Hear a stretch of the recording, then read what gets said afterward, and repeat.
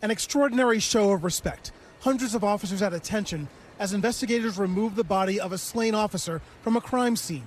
Late last night, witnesses told of hearing a barrage of gunfire as police arrived at a home on a suburban street. It sounded like bang, bang, bang, bang, bang, bang. At least like around of 12. One officer, Alex Hamzy, age 34, died at the scene.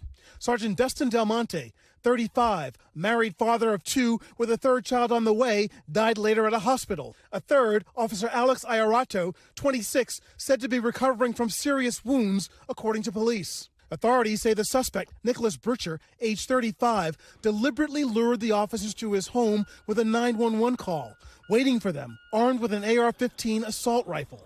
Law enforcement sources say earlier that day, an officer served the suspect a summons for causing a disruption at a local business. The suspect died at the scene, his younger brother wounded and hospitalized, what the local police chief called senseless violence, as he spoke about his lost men. Words cannot express the sadness and grief that brings me before you this morning. In the city of 60,000 near Connecticut's capital and known as the headquarters of ESPN, residents shocked and saddened, some with fond personal memories, like of Officer Hamzy. He is a funny guy, just very sweet. It's been a violent week for the Thin Blue Line across the country.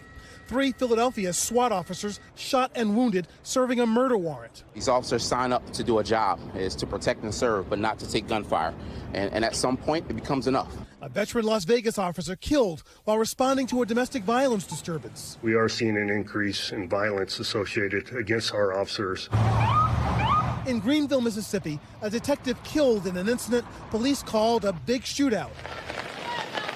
And in central Illinois, 2 officers conducting an early morning traffic stop shot and wounded. Through September of this year, a total of 252 officers have been shot in the line of duty, with 50 killed from gunfire, up from this time last year, which was a record since the National Fraternal Order of Police began collecting data in 2015. Now, flags lowered to half staff in Connecticut, another community mourning officers as heroes killed in the line of duty.